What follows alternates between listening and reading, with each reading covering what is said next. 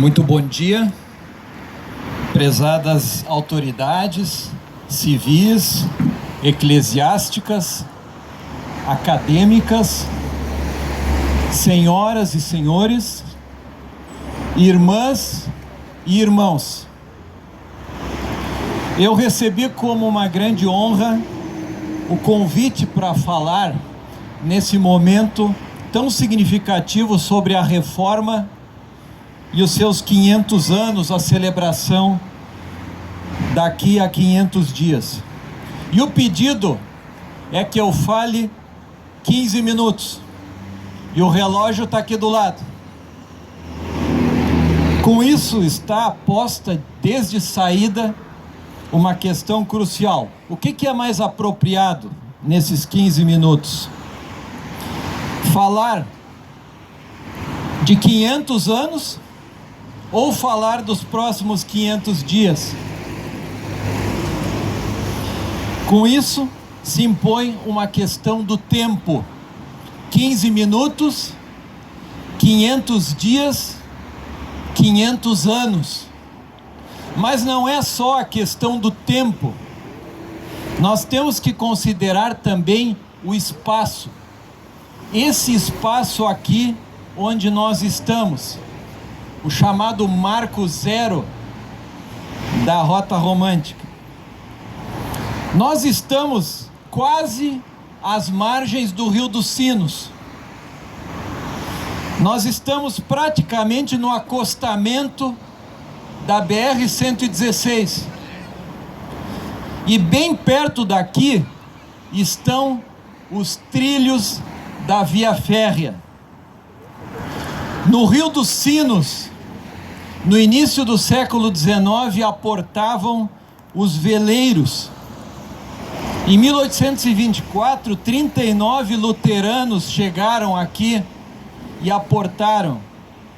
Daqui pelo rio, os seus netos, seus filhos, saíram para as novas colônias no Vale do Taquari, subiram a serra, saíram do Rio Grande do Sul, avançaram e hoje estão no Acre, passaram para a Bolívia e seguem esse caminho. Mas nós temos também aqui perto a estação ferroviária, que hoje é conhecida como Estação São Leopoldo do Transurb. Ali chegaram e por ela vieram outros herdeiros da reforma. Os metodistas, os episcopais, os batistas, que chegaram de trem. E bem do lado aqui, nós temos a estação rodoviária. E por ela chegaram outros herdeiros da reforma, os pentecostais. Essa rodovia aqui, a BR-116, liga Jaguarão, no Rio Grande do Sul, até Fortaleza, no estado do Ceará. É a mais extensa rodovia do Brasil. São 4.513 quilômetros. E de lá do norte, do nordeste, passando pelo sudeste, chegaram os pentecostais, um outro ramo importante da reforma, e vieram de ônibus. A BR-116, também chamada a Presidente Vargas, foi construída a partir do governo de Vargas, que assumiu em 1930. Vargas tinha um filho chamado Lutero. Ele admirava muito o reformador. Só que Vargas depois fechou as escolas dos luteranos e colocou impeditivos para o culto nas comunidades. Todos aqueles que não cabiam no seu projeto nacionalista não serviam mais.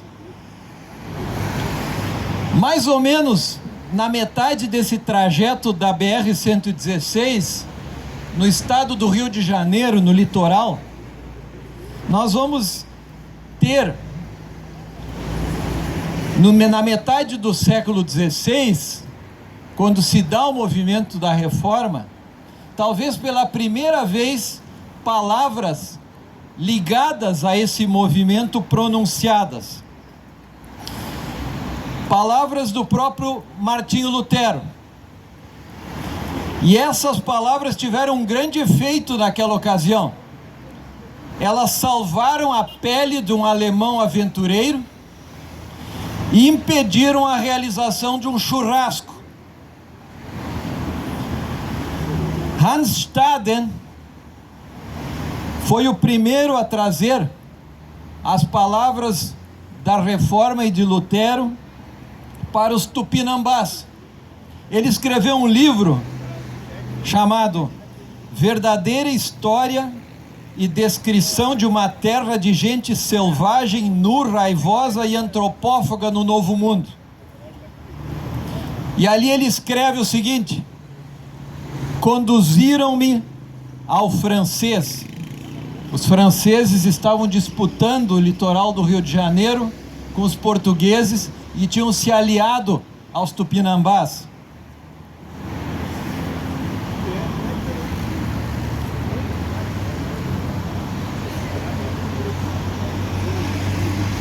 Levem-no, disse o francês para os tupinambás, comam esse biltre, ele é português, ele é vosso inimigo e é mau. E aí escreve Hans Staden: levaram-me de volta para minha choça, eu deitei-me na minha rede, só Deus sabia como eu estava aniquilado. Cantei em altas vozes o verso, e aqui então a poesia de Lutero, de um hino: agora pedimos ao Espírito Santo, principalmente, a verdadeira fé, para que nos guarde no fim da vida, quando voltarmos deste desterro para o lar. Kyrie eleis, tem piedade, Senhor. E os tupinambás desistiram de fazer o churrasco. Hans Staden se viu reforçado na sua fé, mas ele não sabia que para os tupinambás só se preparava uma refeição com o inimigo preso na batalha se ele fosse alguém muito corajoso. E eles viram que o Hans Staden não era tão corajoso assim e acharam que não valia a pena então fazer aquele churrasco. Então a gente vê também como é importante o encontro de culturas diferentes. Mesmo que hajam situações de crise, elas acabam se reforçando nas suas identidades. Os tupinambás e também o Hans Staden. Nesse lugar aqui, que lembra para nós a Reforma, lembra também que esse foi um movimento muito maior e que vinha já também de séculos antes e que se reflete em muitos lugares do mundo. Aqui do lado, na segunda metade do século XIX, foi fundado o Colégio Conceição pelos jesuítas, hoje a Unicinos. Também um movimento importante de reforma, em grande medida a partir da educação e da missão que tantos legados deixaram para nós. E reforma e educação sempre estiveram muito ligados. Aqui em São Leopoldo nós temos duas casas de formação teológica. Uma bem perto, aqui, as faculdades Este, junto quase à linha férrea, mais perto da linha férrea que eu indicava antes, e também mais perto da Estrada Velha de São Leopoldo até Porto Alegre, que era muito usada. Nós temos aqui também o Seminário Concórdia na beira da 116. Os estudantes dessas instituições estão aqui hoje nos trazendo o canto, né? Nós temos também, seguindo adiante, chegando em Porto Alegre, outras instituições de ensino, como o Centro Universitário IPA, por exemplo, que também vem dessa tradição ligada à educação. E a pergunta que se coloca é a seguinte: o que há de tão especial no dia 31 de outubro de 2017, daqui a 500 dias? O que há de tão especial? Eu diria que é uma coisa muito simples e que eu queria lembrar a partir do documento básico dessa data, as chamadas 95 teses.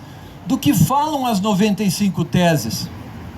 Eu vou dizer para vocês aqui qual é a primeira. Lutero escreve: ao dizer, fazei penitência, arrependei-vos, no Evangelho de Mateus, nosso Senhor e Mestre Jesus Cristo quis que toda a vida dos fiéis fosse de arrependimento. Então, em síntese, é uma coisa muito simples. Essas 95 teses nos lembram que nós temos que ouvir a palavra de Deus no nosso dia a dia e que nós temos que viver a palavra de Deus de forma autêntica, de forma fiel, de forma dedicada. É disso que trata a questão do arrependimento verdadeiro, que é o tema das 95 teses. E aí eu destaco mais uma tese, uma ou outra que eu julgo muito importante, que também está relacionada com esse aspecto. Deve-se ensinar aos cristãos que, dando ao pobre ou emprestando ao necessitado, procedem melhor do que se comprassem indulgências. Isso significa o quê? Que a palavra de Deus não nos orienta a fazer barganha com Ele a partir da nossa fé, mas essa palavra nos move ao serviço.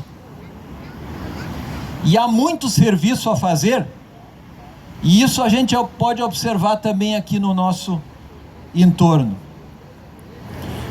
O verdadeiro tesouro da igreja é o Santíssimo Evangelho da glória e da graça de Deus. Eu vou chegando ao final, os meus 15 minutos estão terminando, ou já terminaram. Na Alemanha eles foram muito mais espertos em relação a isso. Eles resolveram lembrar em 10 anos. Fizeram a chamada década de Lutero. E desde então, o ano de 2008, eles iniciaram essa contagem regressiva. Existem muitos aspectos relevantes da reforma para os nossos dias.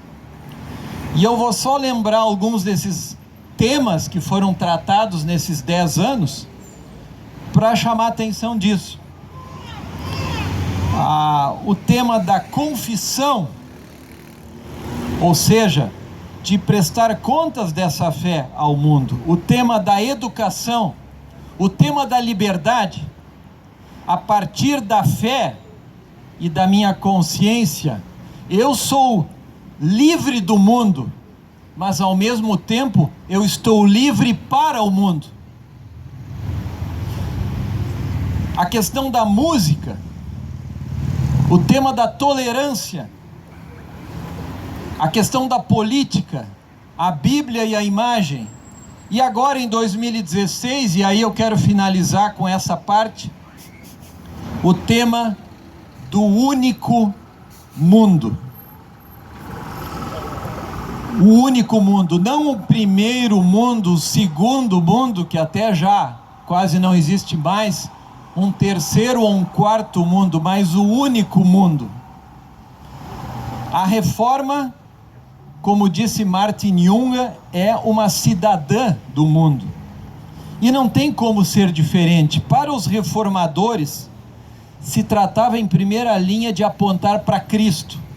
O seu objetivo não era fundar novas igrejas, mas era sempre a una, santa, católica, que significa universal, e apostólica igreja.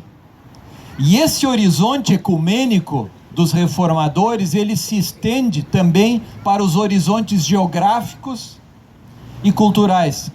Não se trata, portanto, de igrejas nacionais ou regionais ou igrejas étnicas. Os contextos eclesiais sempre estão relacionados com uma única igreja e um único mundo.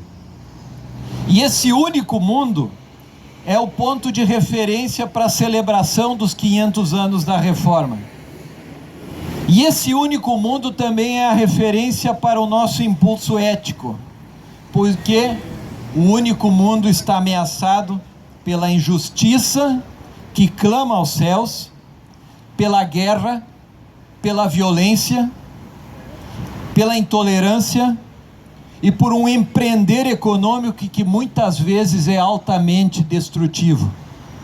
Quando nós olhamos para trás e pensamos na Reforma, nós não podemos pensar de maneira simplista em acontecimentos de 500 anos atrás em Wittenberg. Nós temos que considerar um movimento global, que tem impacto global, pelo menos diretamente sobre 400 milhões de pessoas no mundo, e que são eventos que não se irradiaram exclusivamente a partir de Wittenberg, mas também de outras cidades e regiões. Refletir então sobre a reforma desse único mundo não é algo motivado apenas pelo jubileu dos 500 anos. O nosso pensar e o nosso agir, o nosso comportamento em relação às pessoas, em relação aos demais seres vivos, em relação ao meio ambiente em geral.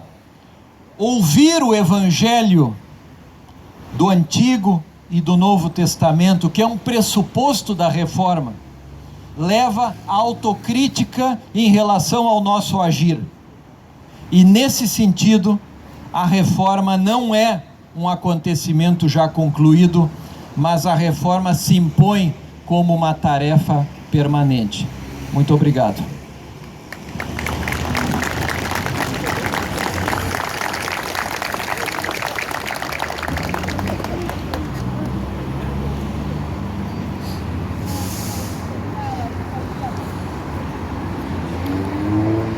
Ouviremos agora a apresentação